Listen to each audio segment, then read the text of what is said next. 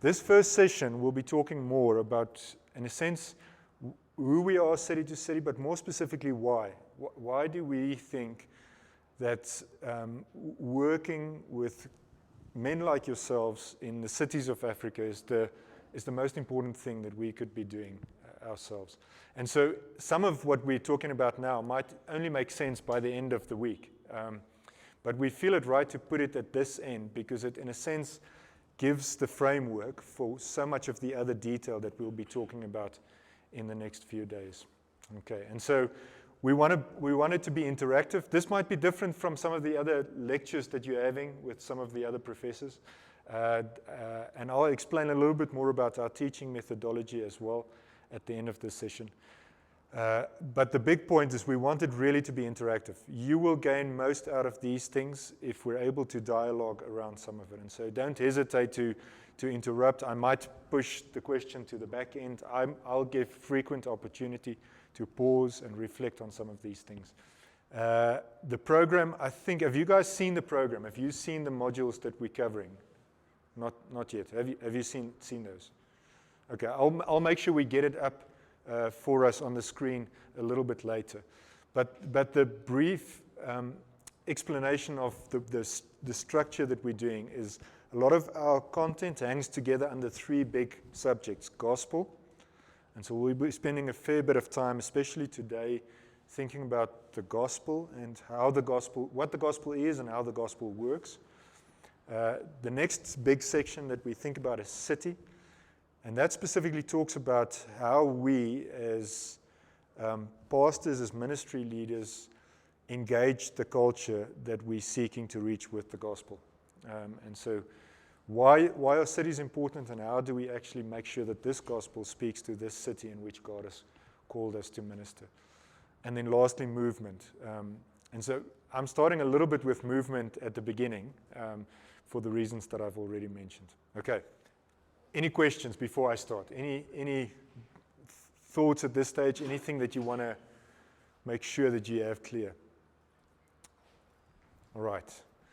Okay, and so the first thing I want us to do is to orientate ourselves around our continent. Oftentimes when I do this with people outside of our continent, they've got no clue. But the sad part is I think oftentimes we don't have a clue about our own continent as well. And so it's helpful to just stop and think about, as we talk about city to city, I want us to think about why cities and why specifically African cities at the outset. Okay. Any idea which city this is? And maybe you're not allowed to answer. Any idea which city this is? Yes, it's South Africa. Which city? Johannesburg. Thank you. Yes, Joburg in South Africa. This one? A little bit closer to home. Kigali, no. Not Tanzania. Brian should know this. It's Nairobi. Yeah. Okay. This one?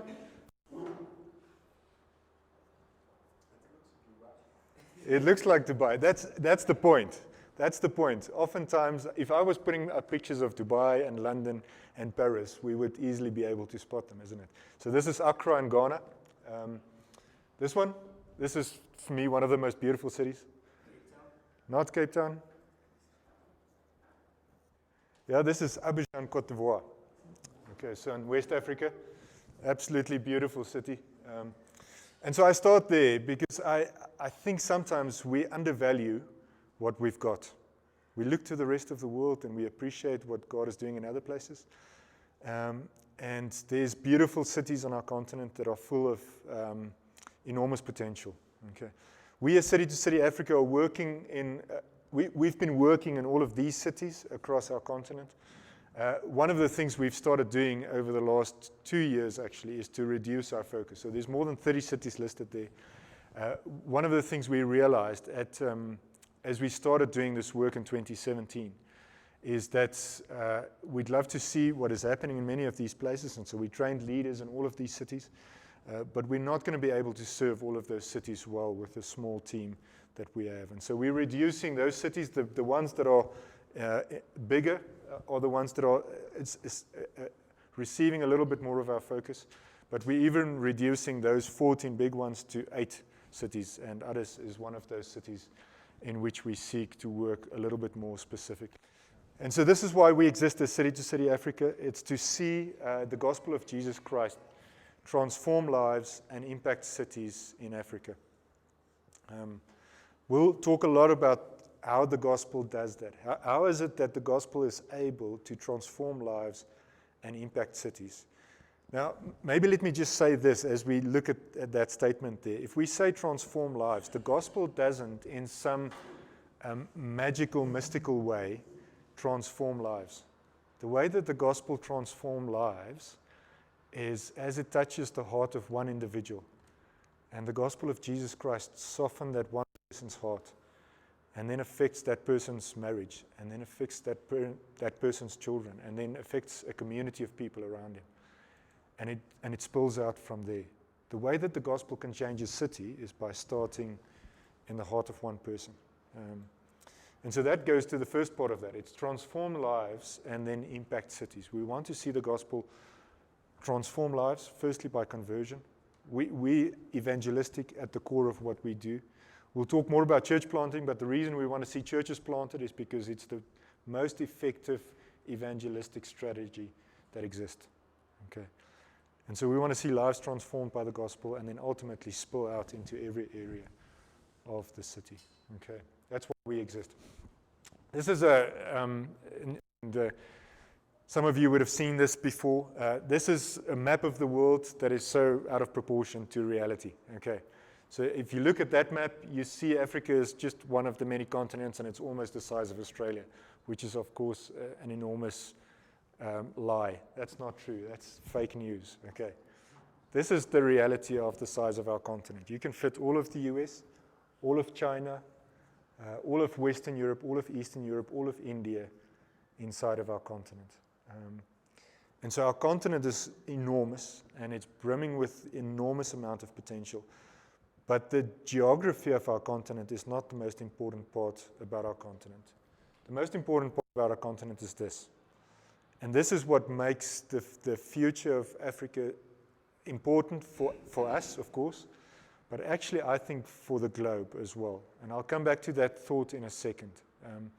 What we do in the cities of Africa will ultimately have an effect on the rest of the world.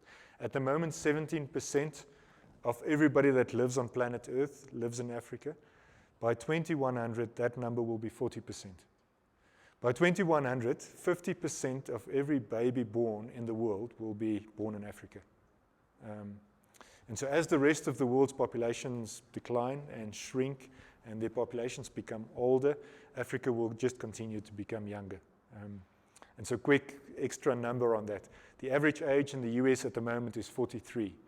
The average age in Africa is 19 at the moment. Next year will be 18, and the year after it will be 17. One of the many implications of that, I think, is that we need to seriously think about, Michael and I spoke much about this yesterday and the day before. We need to think about youth and student ministry in ways that other people in the rest of the world don't need to think about it, because our population is getting younger. And that's where people come to faith. People typically come to faith before the age of 25. And so we've got this enormous population of people that are potentially recipients of the gospel that we get to preach. And so we need to get into the schools and we need to get into the universities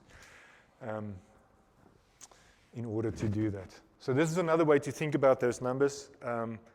At the moment, there's none of the biggest cities in the world in Africa. By 2100, 5 of the 8 biggest, 13 of the 20 biggest cities will be in Africa. Notice, I think, as I looked at this morning, notice Khartoum on this list in 2100. It's around the corner from us. And I don't know what you know about the gospel temperature in Khartoum. My suspicion is that it's low compared to a place like Addis. The reason we do the work that we do is because if you reach Addis, you're able to, from Addis, reach Khartoum.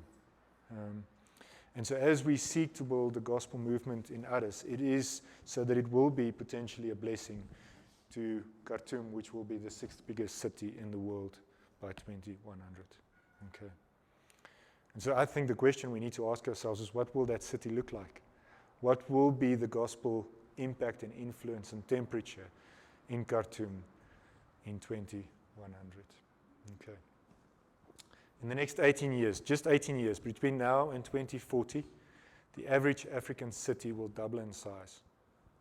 So 100% more people that needs to hear the gospel between now and 2040 in Addis. And so I think what that means is that as a church, we need to at least have a vision for seeing whatever we do increase by 100% over the next 18 years. Now, I don't know about Trinity Fellowship or whatever denomination or network you're associated with, but I don't know of any denomination or network that has really got a vision for that kind of growth.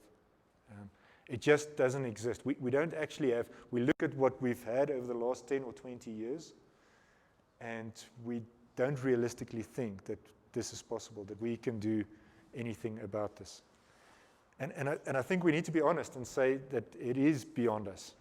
Okay, this is not something that has happened anywhere in the world. In human history, you haven't seen this explosive population growth before. Okay. And so on the one hand, what this could do to us is it could make us despondent. But friends, here's the good news, and this is why we do what we do, is because we believe this. We believe it's beyond us, but we believe that the Almighty, all of His power is encapsulated in the gospel. And so whatever we look at when we look at the cities of Africa, the answer is in the gospel. In some way, the power of God exists for the sake of these cities where? In one place, and that is in the gospel. And so I think our job, if this is true, and it is, our job is to figure out how the gospel is actually able to reach these enormous, explosive cities. And ask, how is it that the power of God is in our hands, something that we should use for the sake of these cities? Okay. We're going to talk more about this in the next session specifically. But when Paul says that the gospel is the power of God for salvation, we typically reduce salvation there to just seeing people saved. But actually the way Paul uses it is way more expansive. It really is the power of God for all of life. And so we'll come back to that in the next session. But I want us to see that whatever we look at when we look at the cities of our continent, there's one answer, and that is the gospel. Our job is to figure out what does that mean, and how do we apply that gospel to the cities of our continent. Okay. Sorry, I'm going in the wrong direction. Somebody read that quote first, please, by Keller. I want you to notice one word in that quote, and it's the word revival. I don't know which tradition you come from. In some circles, we're obsessed with the idea of revival and wanting to see revival. And in some areas, we don't talk much about it. What I want us to notice is that is what is needed. If we're going to reach explosively growing African cities with the gospel, status quo won't work. We need something supernatural. We need revival. Okay. How will revival come? Revival will come from a deeper understanding of the gospel. That's historically, if you look at church history, that's always been the case. Okay. And so there's no other way to do this work than by actually ourselves deepening in our understanding of the gospel, but then also actually as we rediscover the gospel, to then give this rediscovered gospel to the city around us. And on that foundation, God, by His Spirit, can bring revival. That's the way He typically works. Okay. And so that's where it starts. It all starts with the gospel. And so here's the big point of this session until now. We need the gospel, friends. Our city needs us to get the gospel. We need to get the gospel in a deep way and in a fresh way rediscover it. Now, I suspect many times when we do these things, a lot of pastors that we speak to, when we say we're going to start with gospel theology, you see pastors sitting there looking at us like this. It's like, what do you mean we need gospel theology? I do gospel theology. That's what I've given my life to. And so we're talking about the rediscovery of the gospel. It's actually ourselves continuously, not once off, coming back to this gospel and rediscovering it. But if we're going to see the city impacted, we need the gospel ourselves. Here's a quote that makes this one point, and I want us to read it in a second. The rest of the world needs us to rediscover the gospel. And here's the reason I say that. Somebody read that quote from Jenkins for us.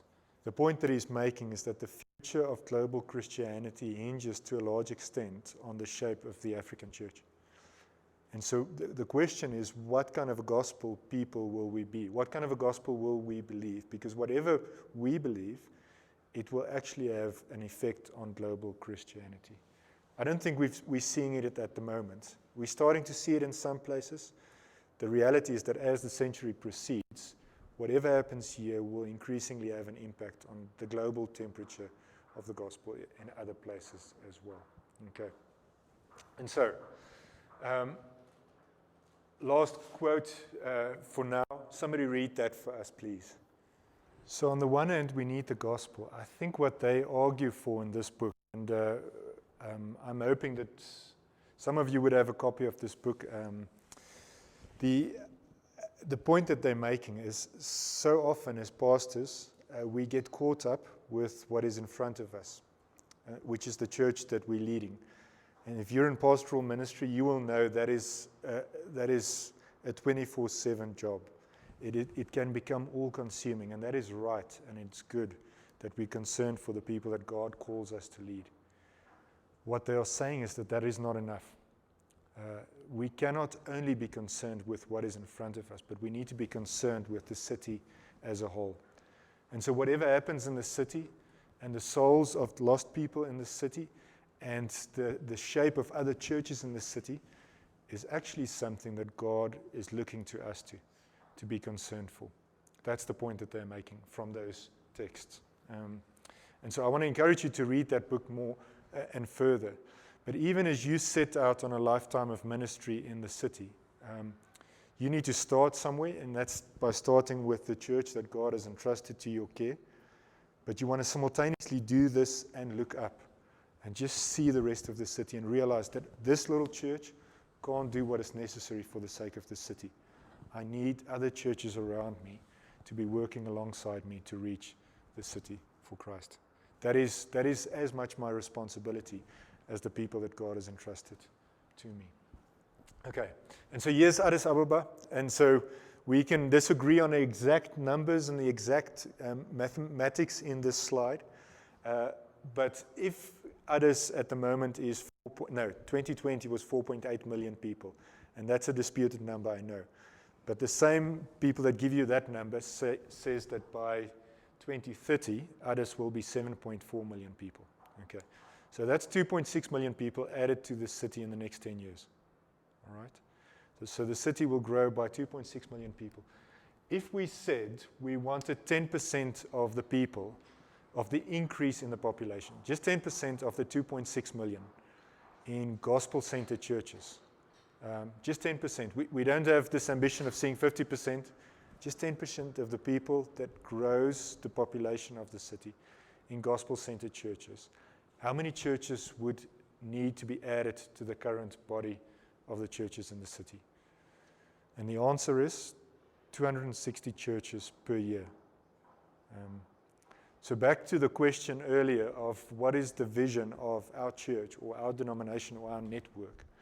Because whatever it is, nobody has got a vision for 260 new churches, gospel-centered churches in the city. Okay. And so on the one hand, I want us to see that we need the gospel. But friends, nobody can do this on our own. We need each other. Okay. We need to start working hard at speaking to other people in the city that actually are as gospel-centered as we are, and saying, how can we do together more than we can do on our own? Okay. And so we'll talk more in the rest of this session. We'll talk more about that, about this idea of why is it that partnering together, collaborating, is actually able to produce more than just the addition of your work and my work. But if we come together, we are able to multiply in ways that isn't able unless we actually partner. Okay. Here's the biblical basis for that. So I want us to pause and just look at that very carefully. What is he actually saying?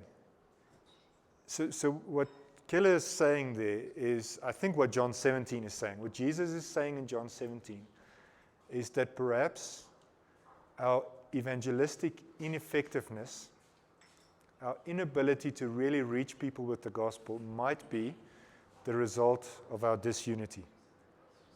Okay. So I want us to think about this. Maybe the reason the world writes us off and says, I'm not interested in what these Christians have to say, is because they don't speak to each other even. They don't even agree on what the gospel is. And so what the inverse of that is if we are able to agree, if we're able to come together, if we're able to agree on what the gospel is, if we're able to come together, maybe we might see more evangelistic fruit from our ministries. Okay. And so it might not be possible for us to plant 260 churches a year, but if Jesus is right in what he's saying over there, we might see more conversions simply because we are more unified as the Church of Christ in a city like Addis. Okay. Does that make sense? Okay. I hope you see that's what Jesus is saying. That's not our interpretation of it. I think that's the implication of what Jesus is saying in John 17. And so if that's true, collaboration is not something for some churches. It's not a project that some of us should be involved in, but that's not quite my thing. I think it's imperative for all of us to in some way be working with the rest of the body of Christ in our city in order to see lost people in this city reached with the gospel. Okay. And so what we need is not just the gospel. What we need is not just each other. What we need is a gospel movement. And that's where we're going to be spending the rest of our time in this session, is talking about what a gospel movement is and what it is that we can do to contribute towards a gospel movement in Addis. Okay. Are we persuaded that we need each other? Are we persuaded that we need the gospel? I hope we are. I think we are even coming into this room. I think the question in front of us is, well, how do we do this? Okay. All right. And that's what we'll be thinking about in this session. All right. All right. So I think that begs the question then. If we're saying yes, yes, yes up until this point, it brings us to this point of saying, okay, I buy this. What is a gospel movement? Okay. What is a gospel movement? And how is that different from just church planting and seeing a network of churches, for instance, grow? Okay. And so here's marks of a movement. This is from Keller's Center Church. And so I would encourage you, a lot of what we're doing here over the next 3 days is snippets, in a sense, from Center Church. We're introducing you to some of the concepts. And so you'll have a resource to go to delve deeper into some of these ideas. But here's a summary from chapter 27 in the book of what the marks of a movement is number one, a compelling vision.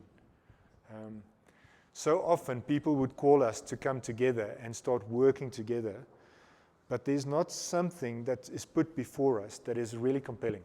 There is not a vision that actually is able to unify us. And so then we're dependent on what? We're dependent on a personality to bring us together. We're dependent on somebody's charisma to bring us together. But friends, a movement is not based on a personality. It's not based on a person. A movement is based on a compelling vision that all of us look at and saying, as you say that, that sounds to me like it's from God. It sounds right. It resonates with what is in my spirit. Okay, and so it's compelling. All of us are able to sign up and say yes because it is compelling. It is actually achievable to some extent. It's bold, but it calls all of us in to unite around this vision. Okay, so number one, the first mark of a movement is a compelling vision. Number two, a culture of sacrificial commitment. So yes, I get the vision and it's compelling, but what that calls of me and what that enables me to do is to start making sacrifices. Okay.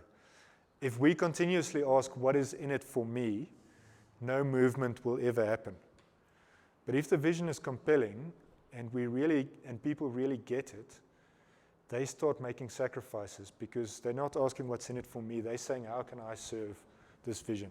How can I contribute? How can I make sacrifices towards this vision in the city? Okay.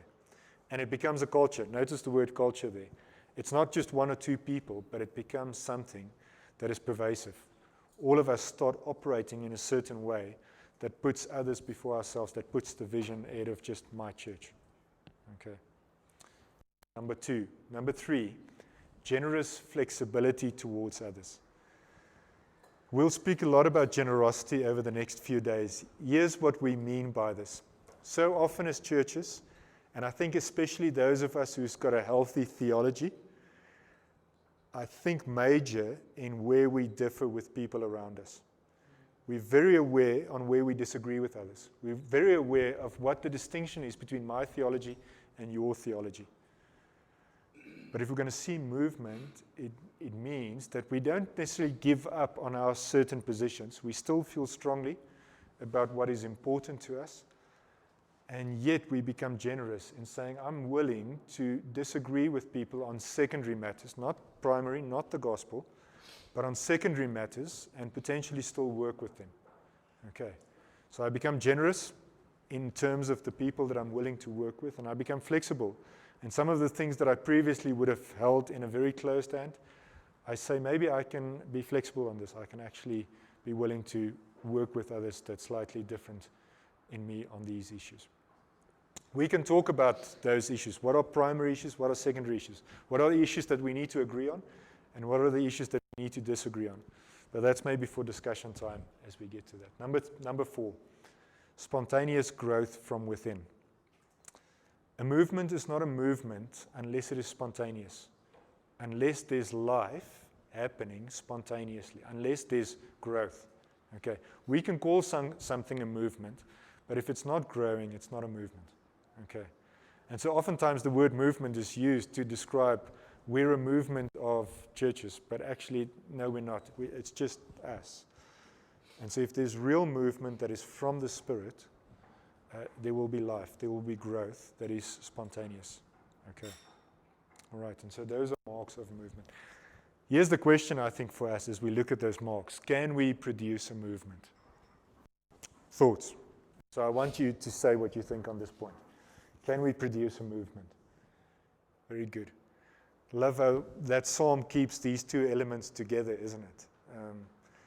And so can we on our own produce a movement? And I guess the subsequent question is, what is it that we can do to produce a movement? Somebody read this verse to us, because I think this answers that question also, in addition to Psalm 127. Somebody read first. And so if we read that carefully, here's an interpretation of that verse. Can we produce a movement? And so can we produce a movement? No. Can we contribute to a movement? Yes. Okay. And so I hope you see that from 1 Corinthians, and it's so helpful that you did it this morning, from Psalm 127 and from all of the scriptures. Unless God is at work, we labor in vain. Okay.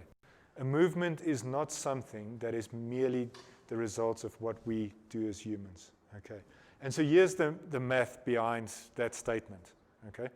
I want you to carefully look at that for a few seconds. I'll have a look at that and tell me what you see and what is interesting and what strikes you. Does the math equation make sense to you? So we're going to talk more about what is an ecosystem. Okay, so don't concentrate on that too much. But can you see what we're saying there is a movement requires two things. Okay, ecosystem plus revival. Okay, and revival comes from whom? It's the Spirit. It's the work of God. And we can't manipulate God into it. We can pray it down from heaven, but God decides how and when to give it. Okay. And so we want to be careful with this. We want movement. We need movement. The cities of Africa needs movement, not just healthy reproducing churches. It needs more than that. Okay. But for that we need God to work. Okay. And yet there's something that we can do. Okay. We can contribute towards an ecosystem. Okay. One or two quick things just to point out in that. What is in the revival bit, what is oftentimes something that God uses to bring about revival? I mean, it's disconcerting to me as I read that, actually. What is the sociological phenomenon that God often uses to bring about revival? It's disorientation. It's the status quo being disturbed just a little bit, isn't it? That God often uses. Persecution, thanks Brian. persecution sometimes of the church. And so this is the story of China, isn't it? What did God do in China to actually make the church flourish and spread? I mean, that's what he did in Acts. That's what he did in China. And so it might be persecution. It might be a number of other things. It might be something small like, I don't know whether it's had as big an impact over here, but Corona and many other parts of the world has had a huge disorientation, and people are still trying to find their feet and make sense of a new world. It might be a youthful population explosion in the cities of Africa, okay, that God uses to bring about revival, okay. And so people are coming to Christ if that happens at a faster rate. The result is shalom. I might not get a chance to say this again. Why these things are important is you see sometimes a revival where lots of people are coming to faith in one place, but it doesn't really lead to movement. Why not? Because there isn't infrastructure underneath this. Movement is something that changes the culture, shalom, over 100 years, over 200 years. That's what we really want. We want these cities of ours to be changed long term by the gospel, isn't it? But that doesn't happen merely as people come to faith. It happens as people come to faith, but there's some infrastructure in place already so that the revival that happens in people's hearts are actually inputted into systems that can actually see that affect every area of culture and society. Okay. And so that brings us to this question of, can we produce a gospel ecosystem? Okay. And the answer is, of course, yes. We can work towards a gospel ecosystem. I think that's what we're called to do. To use a biblical analogy of this, only God can provide the fire from heaven, but we can build the altar. Okay. The ecosystem is, in a sense, the altar that we build, and then we wait for God to send his fire. Okay. Does that make sense? So back to 1 Corinthians 3, Paul uses the analogy of some planting and some watering, but you need the weather as well. So God controls these elements, and yet we can labor, we can till the soil, we can plant, we can water.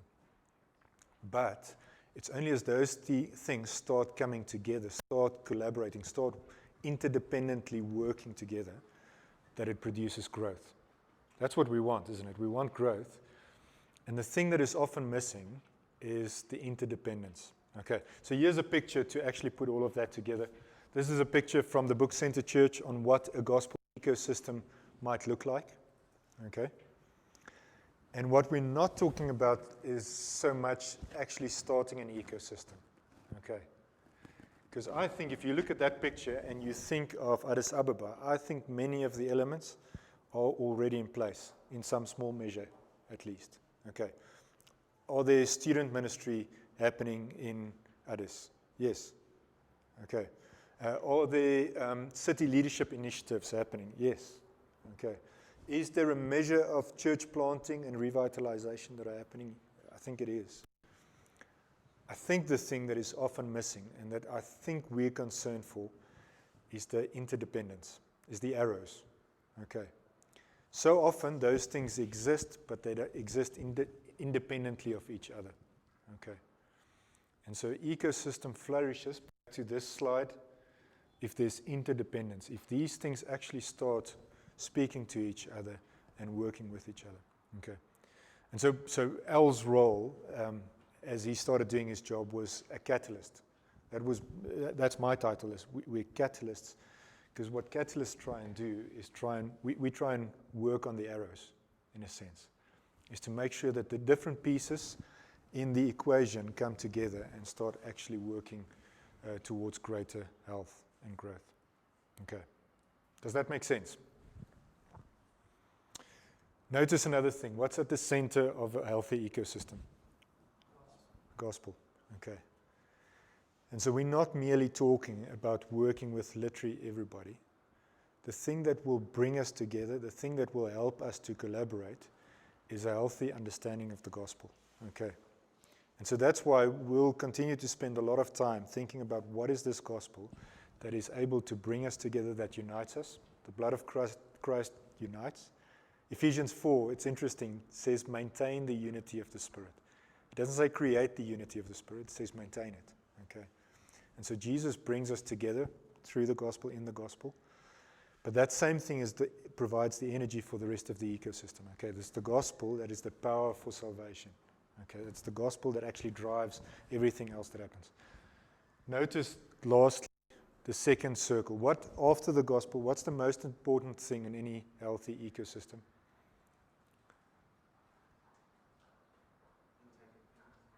Interdependence, but so specifically interdependence playing out in that second circle. What is that?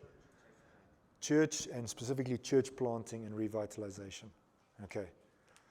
And so often a lot of these conversations happens between parachurch ministries, for instance, and that's wonderful. I work for one in a sense.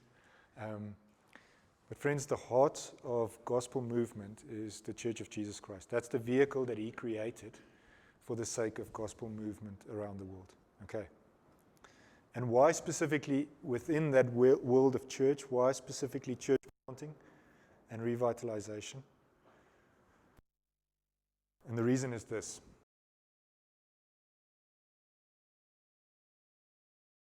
If Trinity Fellowship is 5 years old and there's 100 people in this church, and you plant a church next door with 100 people, that church will reach 6 to 8 times more people, new converts, new unconverted people with the gospel, than the existing church.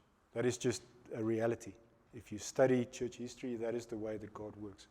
Which is why we as churches need to be concerned with the planting of new churches. Not just our own church, but even seeing others help plant churches, because that church next door will reach people we can never reach. Okay. And so we're concerned for church planting because that's the only way that the body of Christ will grow in a city. Well, that's the most effective way that the body of Christ will grow in a city. Okay, that's staggering numbers, isn't it? I mean, 6 to 8 times more people are reached by new church plants like this one than existing churches of the same size. All right. And so we see church planting as at the heart of an ecosystem. Okay. We've got 18 minutes left. I want us we'll be quick in some of these ideas. Here's one of the things that lies at the heart of a movement. If we're saying we can't create movement, but we can invest in an ecosystem, we invest in an ecosystem because we want to see movement. So we've looked at movement principles and movement dynamics. What we want to do as we build an ecosystem is to build it with movement dynamics embedded into the ecosystem. Some of these things I know I'm using technical terms, and some of it will become clearer over the next few days. But here's the reason this is important. And so I want us to slowly read this and think about this, because I think for you as church planters, potentially, and even pastors, I think this same principle is vital. Okay. This is the thing that means everything doesn't rest on you if you get this principle that activates the body of Christ in a city and even in one congregation. So this is the guy that started Visa, the credit card company. Okay, so he's not a Christian, but he's a movement genius, and he understood something, which is this thing. So what is our genetic code? It's the gospel. Okay. And so to the extent that you can embed the gospel in people, you can dispense with command and control.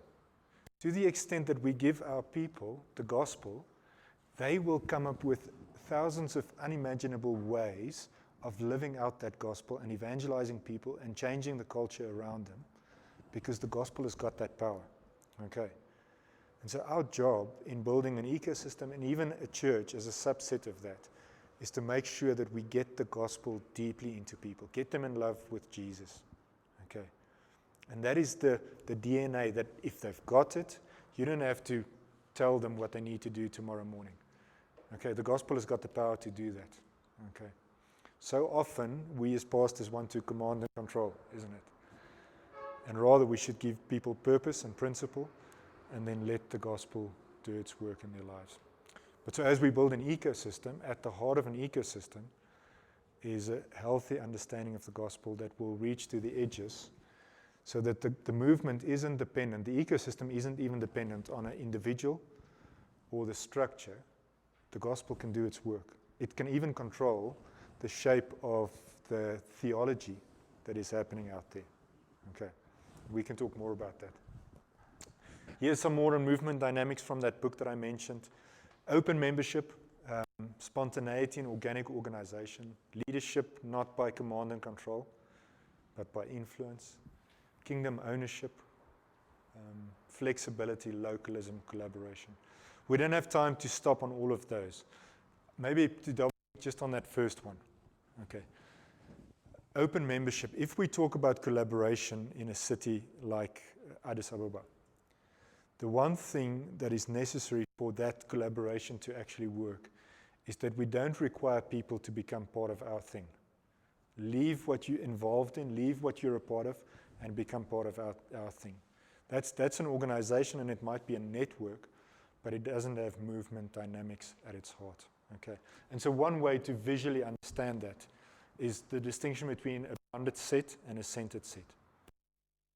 Arguing for is an ecosystem that is more of a centered set than a bounded set. Okay, bounded set is necessary. If you become part of sovereign grace, you're either part of sovereign grace or you're not. You're either in or out. You need to understand what that means to be part of sovereign grace. Okay, and so that's not wrong. It's understood that that is necessary within certain structures to have a bounded set. But if we're going to see movement in a city across several denominations and networks, you actually need a centered set. Okay, a centered set network to be in operation. Okay, and so what controls that network? What controls that ecosystem? Is the thing in the center, which is the gospel. Okay. So another illustration just to think about this is if you're a cattle farmer somewhere in rural Ethiopia, there's two ways to keep your cattle on your farm. Okay. The one is a boundary fence, and the other one is a well. Okay. If you provide fresh water, your cattle will continue to come back to this place. And so in a sense, what we want to do is build the ecosystem around a well, which is the gospel. That is the thing that puts the DNA in people that will see movement happen on the fringes. Okay. All right. We'll talk more about this over the next few days. These are all categories on which the rest of what we do will hang. Where do we start? Gospel renewal. Okay. I hope that's obvious by now. The gospel is at the center. And what we don't mean by that is a theological concept. Okay. It is the gospel actually doing its work in people's hearts so that they fall in love with Jesus again and again and again. Okay. That is the only thing that's got the power to change them, but that's the only fuel that will maintain movement. Okay. And so if we're going to collaborate with others, the thing that brings us together is the gospel. The thing that drives us out is the gospel. And so where do we start? Well, we think about how can we let the gospel renew all of us continuously and let that be the fountain that draws other people into a gospel ecosystem. Okay. So number one, where do we start? We start with gospel renewal. In some way, whether it's through the churches that we plant, whether it's through training leaders for the ecosystem together, we make sure that gospel renewal is at the heart of whatever we do. Okay. A common mission is the second thing, is actually owning Addis Ababa and the lost souls in Addis Ababa and the brokers in Addis Ababa and the lack of churches in certain parts of the city, owning that and saying that's on us. That's our problem. We want to contribute towards that solution. Okay. Number 3, trans-denominational. This is beyond any one denomination or network to actually do this. And so we need to have categories of generosity that is able to cross the room and walk towards others of different denominations, that doesn't look down on them, that doesn't always say what we've got right and they've got wrong, but it is able to really work with others because they're going to reach people that we can't. Okay. And lastly, catalytic leaders. And I say that, and I hope you see that picture. my sense is that one of the things that God does in a pastor's college with a group of men that spends a year together is He creates deep, sticky friendships and bonds. And that is the start of potentially a gospel ecosystem and a movement, is where there's deep trust developing between us. We might disagree on I'm sure you guys disagree on some. I hope you disagree on some stuff. Okay.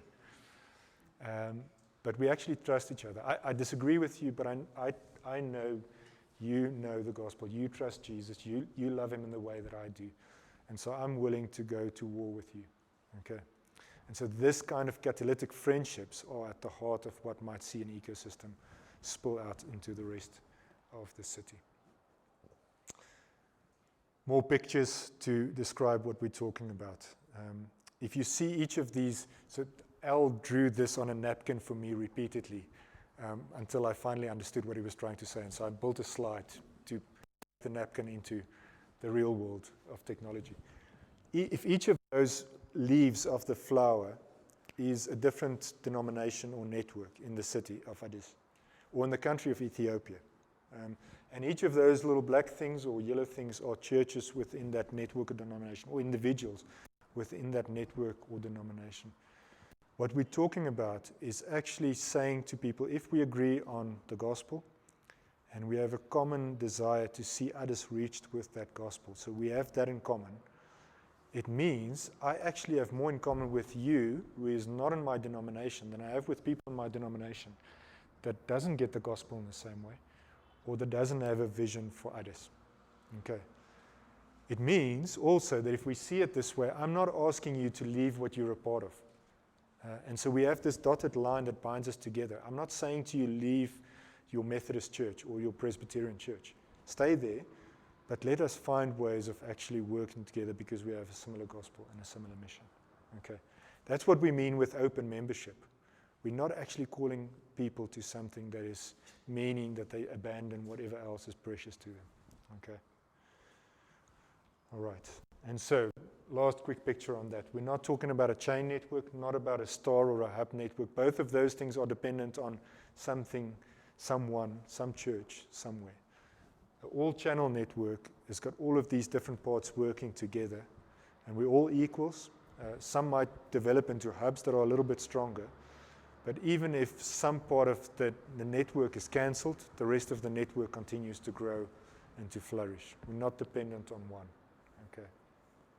That requires us to treat the rest of people in the network as equals, as peers, as people we respect. Okay. And so, this is what we do as City to City. We renew leaders. My hope is that over the course of the next few days, that you are refreshed by the gospel. My hope is that as we finish by Friday, even though you've heard many of these things before, that you just have a deeper love for Jesus in the depths of your heart. Okay. And so we renew leaders. We help them plant churches. And so we'll be focusing a lot on what does this gospel mean for the way that we lead churches and potentially plant churches. And then a big part of just this session that we spoke about is how do we develop city networks? How can we come alongside you guys to actually build a network in Addis that extends beyond just our one church or our one network? Okay. I won't talk about that. I've spoken about gospel, city, and movement. In all of these areas, we want to be balanced. We'll continue to come back to this. But these are the three big categories in Center Church. And we want in all of these areas, we want to be balanced. We don't want to be leaning into extremes. That's where heresy happens. Okay. We want to be balanced. We want to come back to the scriptures and see what it says on all of these specific topics. Okay. And in all of these areas, we want to have a healthy balance. This is the content that exists within our system in the training that we do.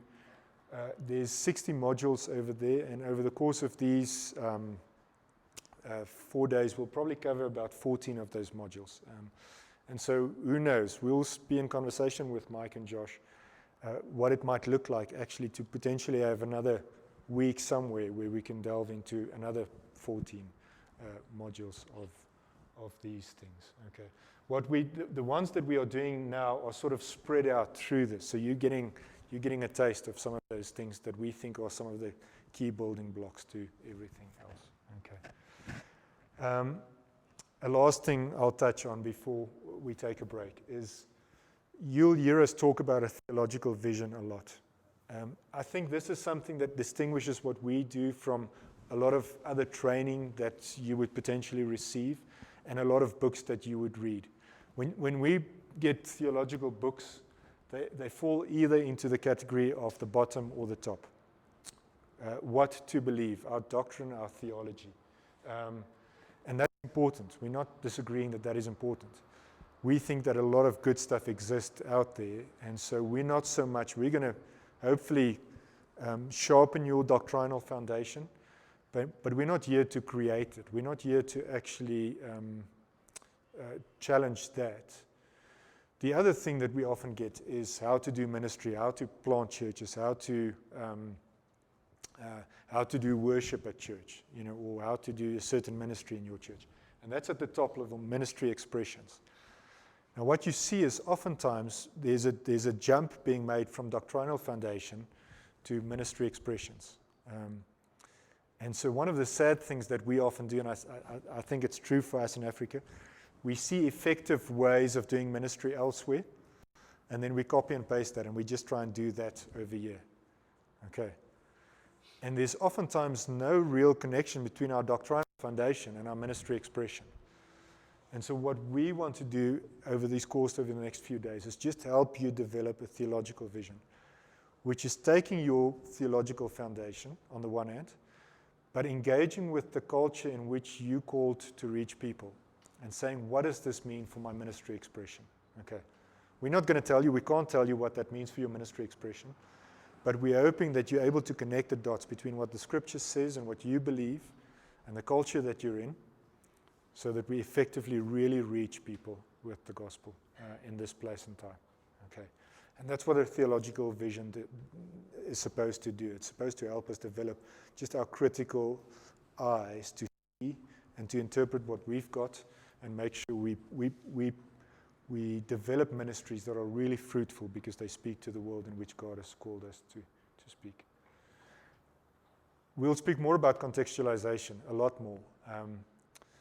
But that means that whatever the 10 of us do at the back end of this year, I think even in this city needs to look radically different.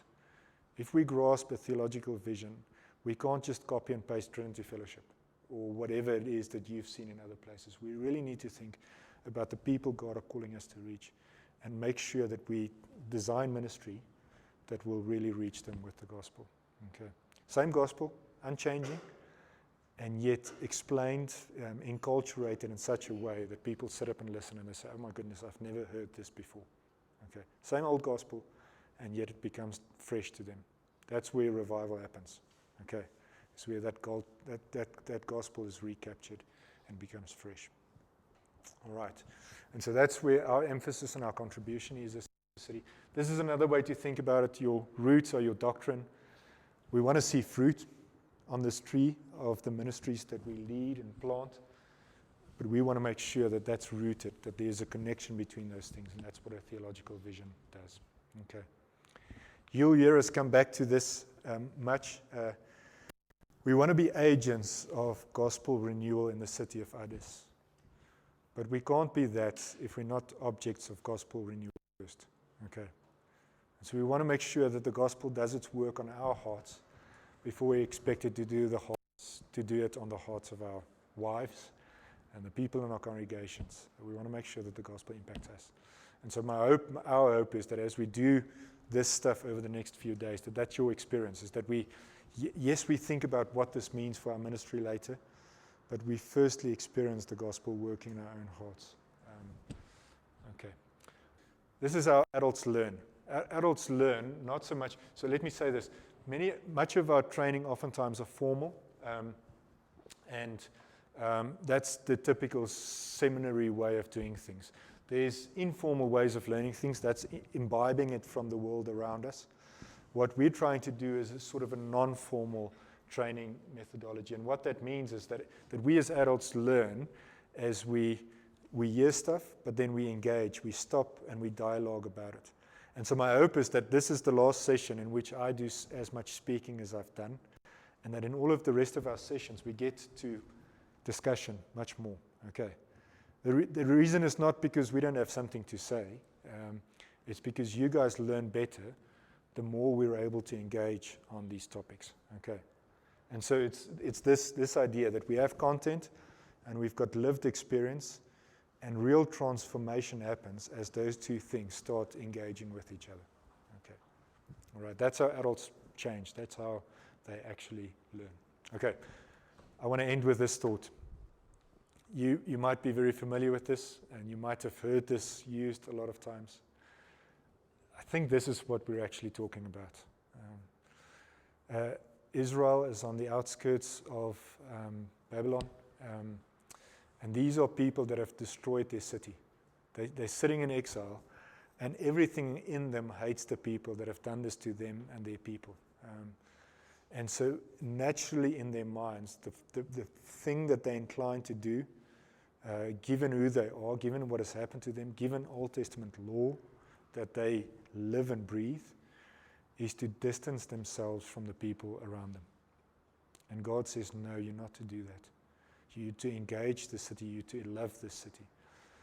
And so I think so often we as the church in Africa, I think we look at the culture around us, and I think our posture is one of distancing ourselves from the culture, being distinct from the culture, being so radically distinct that we don't actually engage the culture in which we're in.